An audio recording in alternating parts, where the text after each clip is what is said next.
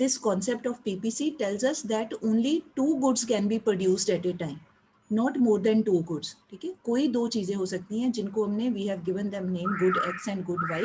मतलब इसकी जगह good X Y की जगह आप इमेजिन करो car, scooter, cloth, wheat, rice, wheat, we can say furniture and car, pencil and mobile, laptop and mobile, TV and scooter, कोई भी आप 2 चीज़ें अपने मन में, you can imagine any 2 goods, ठीक है, कोई 2 चीज़ें सोच सकते हो कि भाई ये जो कॉन्सेप्ट ऑफ पीपीसी है, इट टेल्स अस कि भाई at the most any economy can produce only 2 goods at A time, not more than 2 goods. And how much quantity, quantity है कितनी क्वांटिटी बना सकते हैं एट द मोस्ट. क्या किया था हमने, ये 15 यूनिट्स ऑफ वाई कमोडिटी और इधर से at the most 5 units of x commodity, यही बना सकते हैं ना जो हमने टेबल लिया as per our example we are talking. तो भी एट द मोस्ट हम लोग इतनी ही चीजें बना सकते हैं, 5 units of x commodity and 15 units of y commodity. मतलब हमें we come to know about the quantity also with the help of this PPC curve. ठीक है, इसको पढ़ के हमें ये समझ आती है कि इतना ही बनाया जा सकता है, उससे ज़्यादा नहीं बना सकते. वाई, बिकॉज हमारे पास रिसोर्सेज ही नहीं है और बनाने के लायक हमारे पास फिजिकल, फाइनेंशियल, नेचुरल, ह्यूमन वो रिसोर्सेज अवेलेबल नहीं है. ठीक है. Then next is problem of fuller and efficient use of resources. इसका मीनिंग है कि any point which lies on this curve, इस कर्व के ऊपर ऊपर जो भी पॉइंट है वो हमें बताता है कि जो रिसोर्सेज है they are being efficiently utilized, उनको पूरा पूरा यूज किया जा रहा है. अब चाहे हम ए कॉम्बिनेशन को ले लें और वी टेक बी और सी डी ई एफ में से any combination we can select that shows us, that explains us कि resources are being very efficiently utilized. उनमें उनको कोई मिसमैनेज नहीं हो रहा है, उनका कोई मिस यूज नहीं हो रहा है, वेस्टेज नहीं हो रहा है.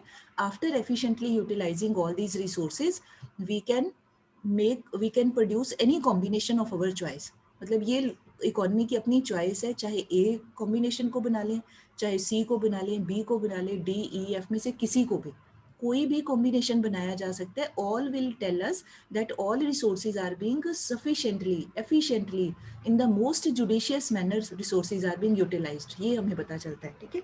अगर कोई पॉइंट इस लाइन के बाहर हो, इस कर्व के बाहर हो, है ना, ये वाली जो कर्व है A B C D E F वाली, अगर कोई पॉइंट मान लो यहाँ पे है जहाँ कर्सर है, तो that means that combination can not be produced.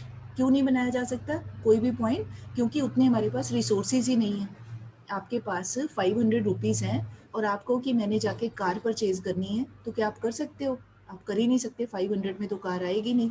Toy car आ सकती है बच्चों वाली, असली वाली कार तो नहीं आ सकती है ना. तो इसी का मतलब ये है कि any point lying outside this curve, इसका मतलब कि economy does not have much resources to produce that commodity, उतना है ही नहीं.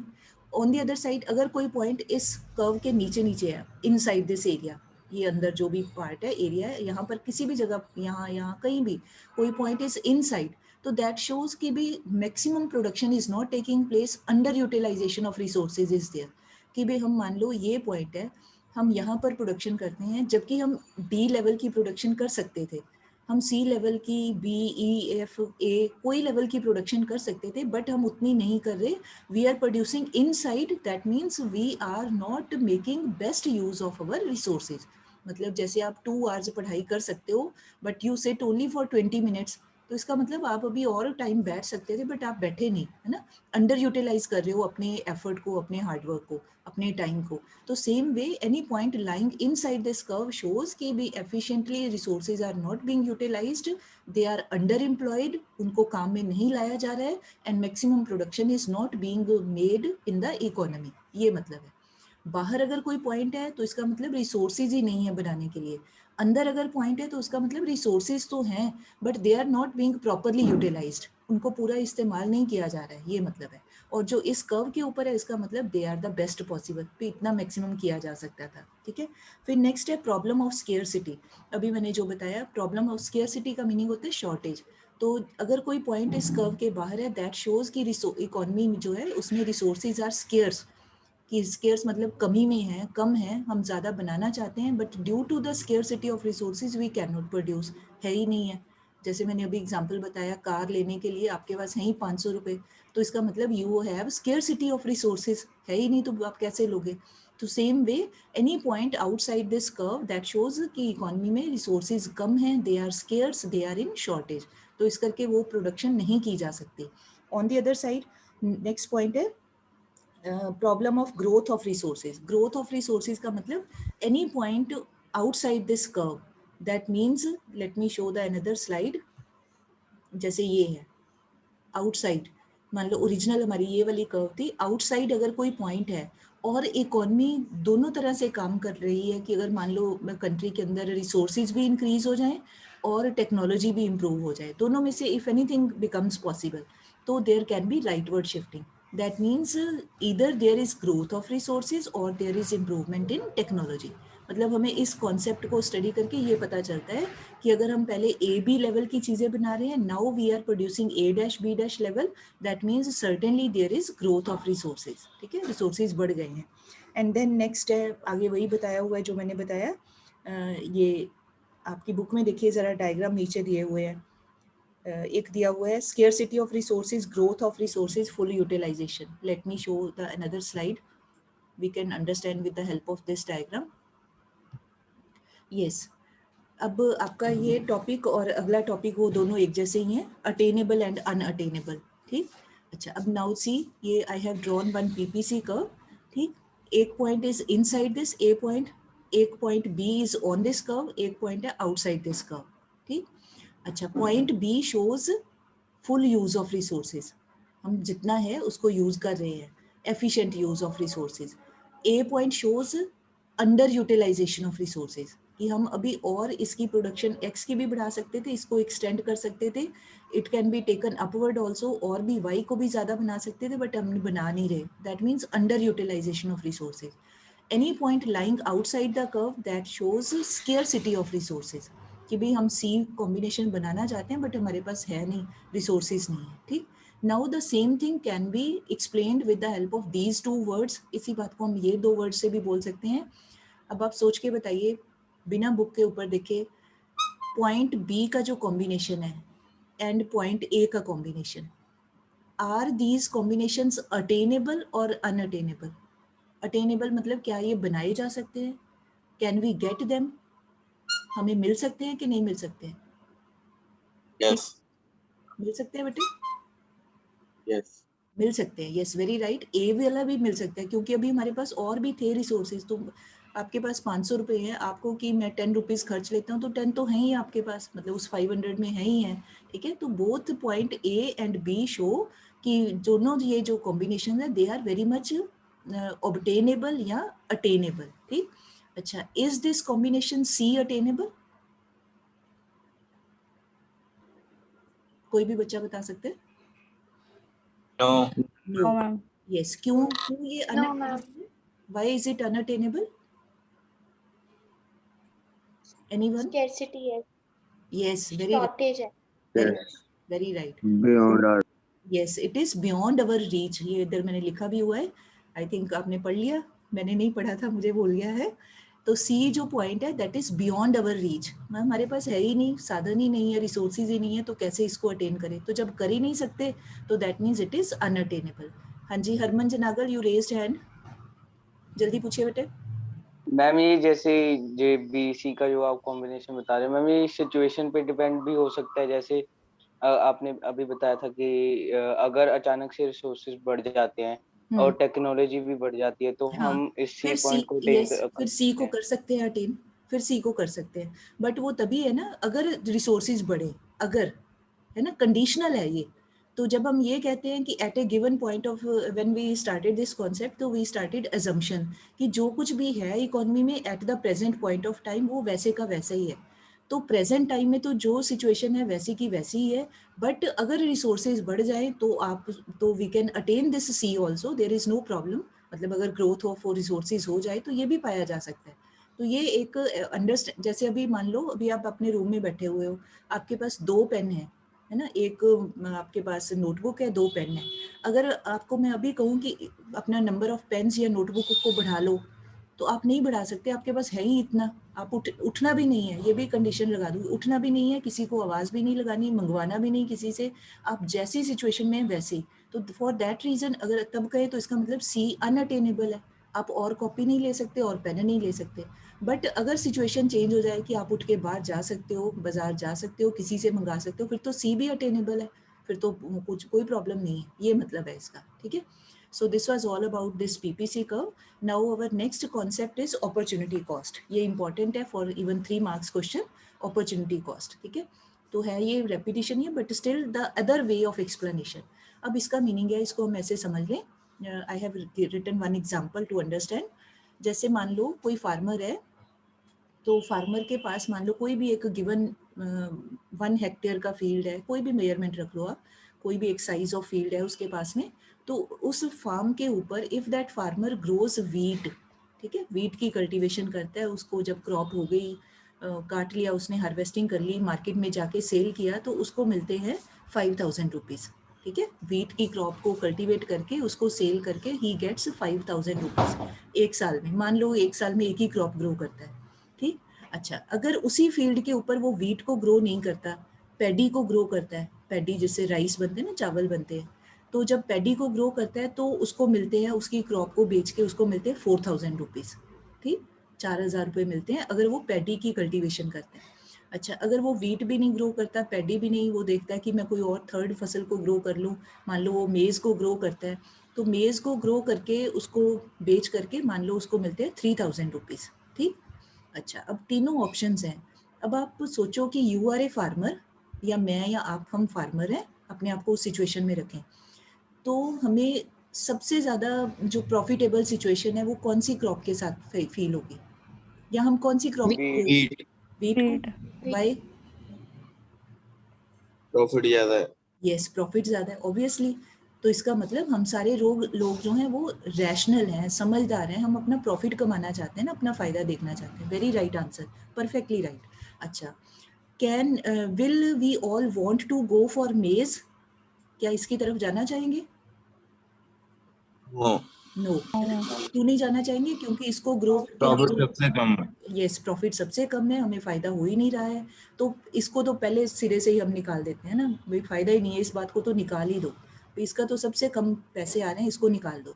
अच्छा, बाकी बच गए ये 2 ऑप्शन, ठीक है। अब इन 2 ऑप्शन में से भी फार्मर को, आपको या मुझे चूज़ करना पड़े कि भी हाँ, सोचना पड़े भी हमें क्या काम करूँ मैं, किससे फ़ायदा हो मुझे, तो हम certainly we would like to go with wheat, ठीक। बट अब कंडीशन ये है, प्रॉब्लम ये है कि हमारे पास फार्म एक ही है, साइज ऑफ लैंड जितना है उतना ही है, उसके ऊपर एक समय पे एक ही क्रॉप को ग्रो कर सकते हैं, दोनों इकट्ठी नहीं ग्रो कर सकते। ये नहीं कहना कि हाफ हाफ कर ले, 50% खेत के ऊपर वीट कर ले और 50 पे, वो नहीं करना, एक समय पे एक ही काम, ठीक। अच्छा, अब अगर एक ही टाइम पे एक ही क्रॉप को ग्रो कर सकते हैं, तो then certainly we all people as farmers अगर हम हैं, तो we would like to go for wheat, क्योंकि ये हमें सबसे ज़्यादा पैसे प्रोवाइड कर रहा है, ठीक। बट अब प्रॉब्लम ये है कि फार्मर को ये 5,000 की वीट की क्रॉप पाने के लिए उसको नेक्स्ट बेस्ट कौन सी क्रॉप को छोड़ना पड़ा? Please tell. In paddy.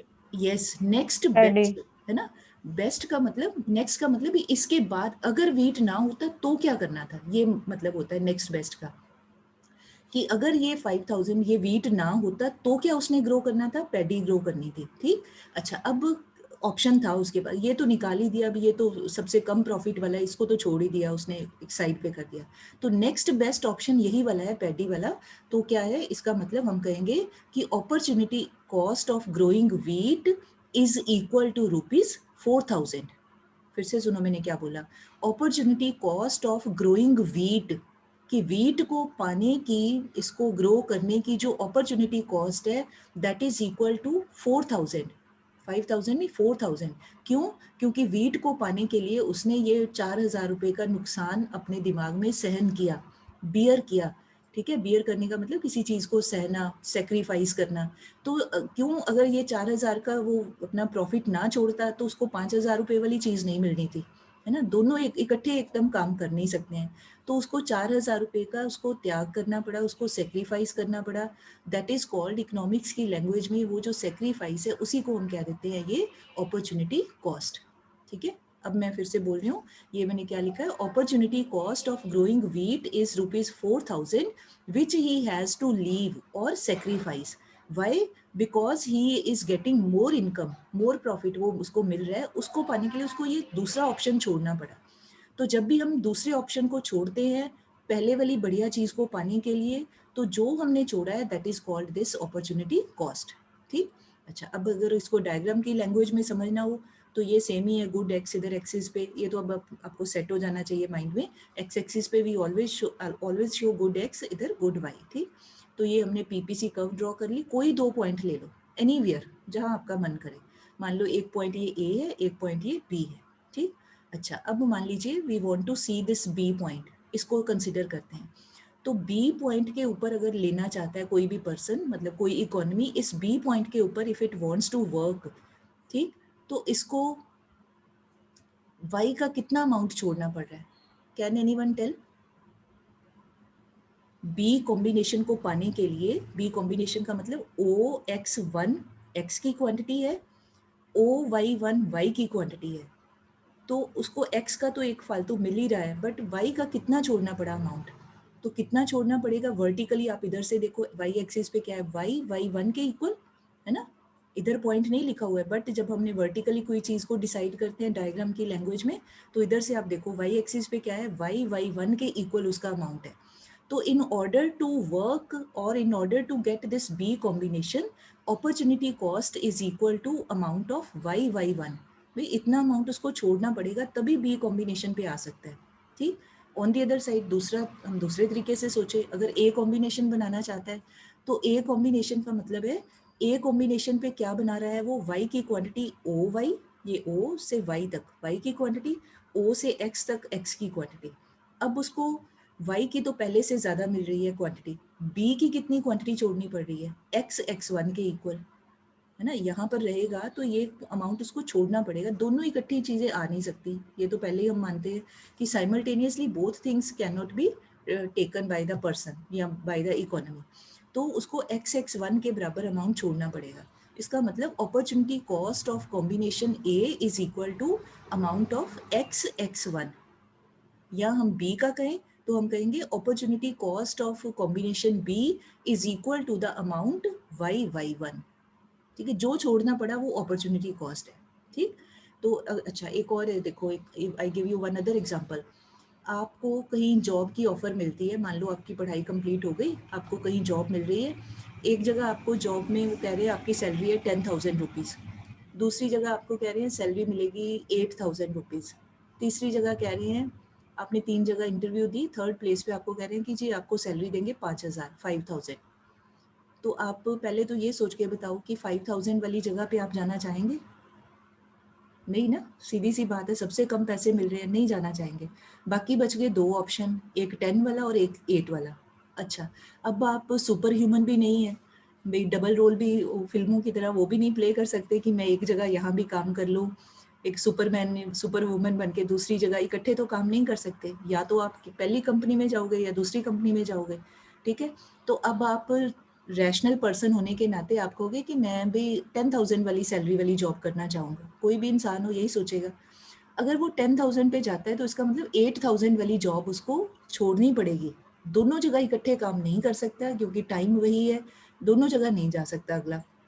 तो इसका मतलब in order to get a job of 10,000 rupees you have to leave, you have to sacrifice a job which was providing you या which was offering you 8,000 rupees, आपको उसका त्याग करना पड़ा। त्याग मैं वर्ड इस करके बोल रही हूँ भी छोड़ना पड़ा, ना चाहते हो, चाहते तो आप यही हो सकते हैं कि मुझे 10,000 भी मिल जाए, मुझे 8,000 भी मिल जाए, कोई भी ये चाहेगा, बट वो पॉसिबल नहीं है ना, तो आपको सेक्रीफाइस करना पड़ा। तो सेम, तो आपकी कंपनी ए जिसमें आपको 10,000 सैलरी मिल रही है, opportunity cost of that job is equal to the amount of salary which you have left, that is 8,000 rupees, है ना, जो आपका नेक्स्ट बेस्ट ऑल्टरनेटिव था, वहां पर आप जा सकते थे बट आप नहीं गए क्योंकि आपको उससे बेटर जगह मिल रही है, ठीक। तो that is called opportunity cost, उसी को कह देते हैं, ठीक है जी। नेक्स्ट है, बस ये हमारा इतना सही है कॉन्सेप्ट। नेक्स्ट है हमारा, नेक्स्ट अपना देखिए बुक के ऊपर, मार्जिनल अपॉर्चुनिटी कॉस्ट। ये आगे जो टेबल और डायग्राम है ये सेम ही टेबल है, अपॉर्चुनिटी कॉस्ट वाला जो टेबल है वो आप ये वाला टेबल नहीं भी बनाना कोई नहीं, पीपीसी वाला टेबल ही आप ड्रॉ कर सकते हो। यहाँ जो लिखा है ना गुड वाई 23 1914, ये छोड़ दो, इसकी जगह जो अभी हमने पीछे टेबल किया था ना पीपीसी वाला, same table can be used क्योंकि कॉन्सेप्ट वही है, only explanation of way of explanation is different, बाकी बात वही है सारी की सारी। नेक्स्ट है हमारा कॉन्सेप्ट मार्जिनल अपॉर्चुनिटी कॉस्ट। तो मार्जिनल अपॉर्चुनिटी कॉस्ट क्या है, शॉर्ट फॉर्म में इट इज डिनोटेड एज, बेटे ये मैंने थोड़ा टाइम बचाने के लिए ऐसे लिखा OPP, इसका मतलब ऑपोजिशन नहीं है, हैं? इसका मतलब अपॉर्चुनिटी। तो शॉर्ट फॉर्म में it is denoted as MOC, paper में ऐसे लिखा हो तो that means marginal opportunity cost. अब ये क्या है, it is the rate of amount, see your book, अपना टिक मार्क कर लो, rate of amount sacrificed of other good for per unit increase in the production of good in question। थोड़ा ये मुश्किल लग रहा है, इसकी जगह हम सिंपल लाइन बना लेते हैं। सिंपल लाइन क्या बनेगी, marginal opportunity cost is the, अब यहाँ देखिए ध्यान से मैं क्या बोल रही हूँ, you yourself can also make a sentence.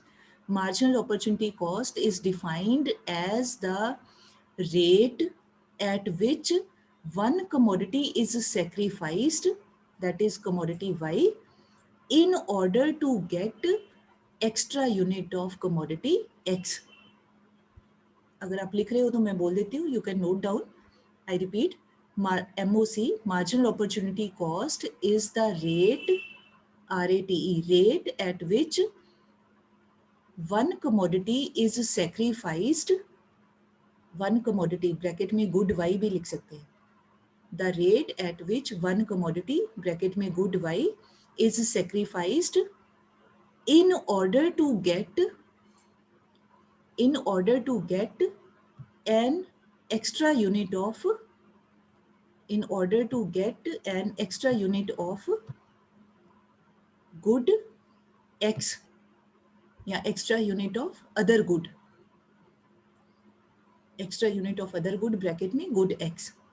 ठीक है, अच्छा, अगर आपको ध्यान से आपने मेरी बात को सुना हो तो I have not said, not spoken anything new, मैंने वही डेफिनेशन बोली है जो मैंने पहले when we were doing PPC concept, तो ये जो marginal rate of transformation का concept किया था वही बात बोली है मैंने, कुछ भी नया नहीं बोला है ना।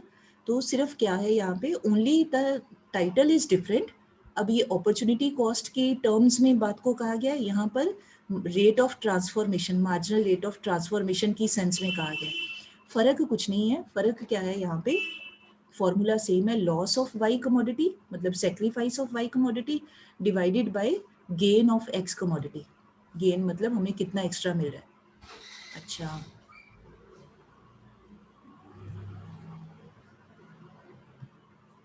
इसका मतलब ये है, अब ध्यान से सुनना है आपने, ठीक है, ये लिखा नहीं हुआ बुक में, आपको समझाने के लिए कह रही हूँ।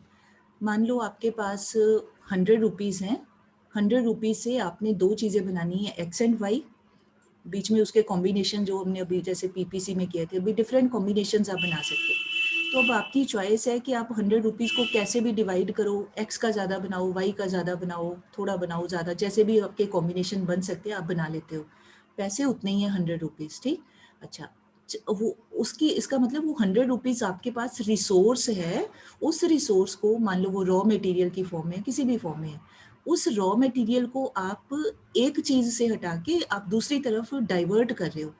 अपने पैसों को एक काम में यूज़ करने की बजाय आप किसी दूसरी चीज़ की प्रोडक्शन में यू आर डाइवर्टिंग, आप मनी को सेंड कर रहे हो, भेज रहे हो। ठीक, अब चाहे हम ऐसे बोल दें, यहाँ हम ये भी बोल सकते हैं कि भाई मैंने वो 100 रुपये वाई चीज़ को खरीदने की बजाय मैंने एक्स को खरीदने पे लगा दिए।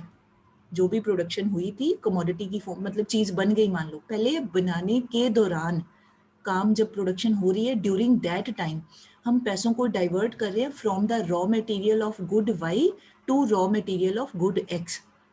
ठीक है, रिसोर्स को ही चेंज कर रहे हैं, डाइवर्ट कर रहे हैं। ऑन दी अदर साइड हम जब वो चीज़ बन जाती है, फाइनल फॉर्म में आ गई वो चीज़, तो हम ऐसे भी बोल सकते हैं भाई जी मैंने अपने पैसे गुड वाई को बनाने की बजाय गुड एक्स के ऊपर खर्च कर दिए। तो बात तो एक ही है, चाहे हम फाइनल चीज़ को कह दें, चाहे उसको बनाने के दौरान जब रॉ मटेरियल की फॉर्म में, रिसोर्स की फॉर्म में, तब की बात कर ले, पैसे उतने के उतने ही हैं। मतलब एक चीज़ को कहने के दो तरीके हैं। तो ऐसे ही यहाँ पर है कि जब हम MRT की बात करते हैं तो we talk in terms of resources, भी हम एक्स की तरफ अपने रिसोर्सेज लेके आ रहे हैं, वाई की तरफ से हटा रहे हैं। और जब हम अपॉर्चुनिटी कॉस्ट की टर्म्स में बात करते हैं, ये मार्जिनल अपॉर्चुनिटी कॉस्ट, तो ड्यूरिंग दैट टाइम फिर क्या होता है, we talk in terms of output which is to be considered. मतलब चीज़ बन गई, ये चीज़ के बनने से पहले की सिचुएशन, ये चीज़ के बनने की बाद की situation, simple. I hope it is clear. बात एक ही है, ये भाई जब अभी प्रोडक्शन हो रही है, मैन्युफैक्चरिंग हो रही है, उस टाइम की बात है, उस टाइम की बात को कहने का जो कॉन्सेप्ट है दैट इज कॉल्ड एमआरटी। जब वो प्रोडक्शन हो गई, चीज़ बन गई, तो हम जो वर्ड यूज़ करते हैं, टर्म यूज़ करते हैं, that is called marginal opportunity cost. Otherwise there is nothing different, दोनों एक ही बात। जैसे एक कॉइन होता है ना, 1 रुपये का कॉइन, उसकी 2 साइड्स होती हैं, तो है तो एक ही रुपया है। तो ऐसे ही एक ही कॉन्सेप्ट के 2 नाम हैं ये, ठीक। चाहे हम उसको कह दें मार्जिनल अपॉर्चुनिटी कॉस्ट, अगर ये आता है तो इसके वर्ड्स में क्या देना है, इसको डिफाइन कर देना। अगर आता है एमआरटी तो भी सेम है। आप कोई भी डेफिनेशन लिख दो, किसी भी तरीके से बता दो, दोनों का मतलब एक ही है, एक ही कॉन्सेप्ट है, ठीक। चलो विद दिस, अब आगे टेबल दिया हुआ है, डायग्राम दिया, वो सेम ही टेबल है जो भी मैंने पीछे दिखाया था। टेबल भी आप एक ही टेबल रखो, जो पीपीसी वाला टेबल है ना, वही यूज कर लो। बार बार यहाँ पर they have given different different values, तो it's not possible to learn all the values, याद नहीं रहता है। एक टेबल याद कर लो पीपीसी वाला, you can use that same table everywhere. तो अब ये यहाँ पर ये मार्जिनल अपॉर्चुनिटी कॉस्ट की टर्म्स में अगर कहना हो, लेट मी सी, यहीं पे हम देख सकते हैं, यस। जैसे ये पार्ट है, ये वाला पार्ट जहाँ पे कर्सर है, दिस इज डेल्टा एक्स, ठीक है। और ये वाला जो पार्ट है y1, y और y1 के इक्वल, इसके सामने ये वाला पार्ट, ये हमारा है डेल्टा y। और ये x x1 के इक्वल ये वाला जो पार्ट है, दिस इज डेल्टा x।